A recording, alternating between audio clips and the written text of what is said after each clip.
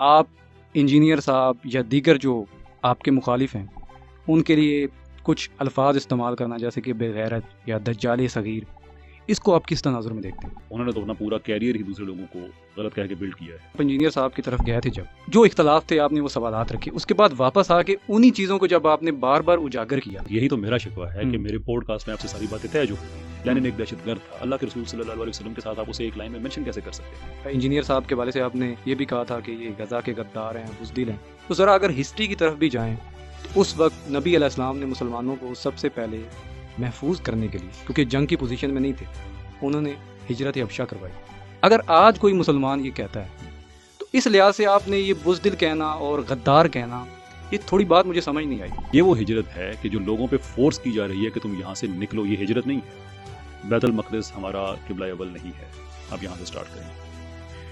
Partition plan مسلمانوں کو مان لینا چاہیے تھا، یہ بھی اس میں شامل کریں. تھوڑے اور فردر نیچے آ جاتے ہیں، پھر کیا کریں گے؟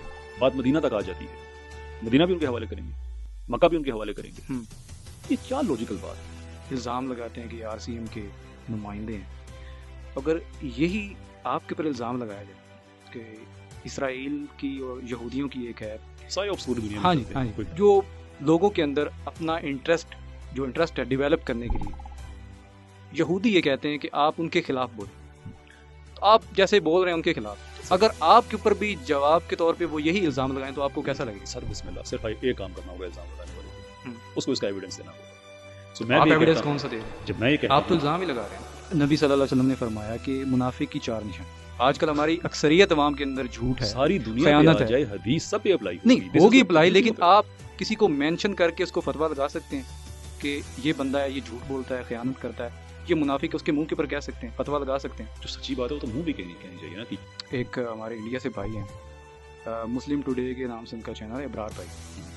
ان کا کام یہی کہ وہ نیوز کور کرتے ہیں. میں نے بھی کوئی بات کی، آپ نے کوئی بات کی، منو اگر میں نے آپ کو رپلائی کیا تو وہ یہ بھی چلا دیں گے. انجینئر صاحب کو کسی نے برا بلا کہا ہے تو وہ یہ بھی چلا دیں گے. ان کا چینل دیکھتا رہتا ہوں، تو جانتا نہیں ہوں. میں ایک یوٹیوبر ہیں نئے، انہوں نے آپ کے خلاف کوئی ویڈیو بنائی تو انہوں نے وہ بھی کور کی. جواب میں آپ نے اس بھائی کے اوپر ویڈیو بنائی اور آپ نے تو، میں الفاظ بھی نہیں بول سکتا، آپ بہت زیادہ سخت ہو گئے اور ذاتیات کے اوپر چلے گئے، نسل کے اوپر بھی آپ چلے گئے. اس حوالے سے آپ کیا؟ ابرار جو ہیں وہ خبریں کور نہیں کرتے ہیں، وہ بیسیکلی ایک پروپیگنڈا آؤٹ لیٹ ہے. آپ کے جو الفاظ تھے، آپ نے جو ان کے اوپر بات کی، اس کو آپ پیچھے، اس سے ہٹتے ہیں آپ پیچھے.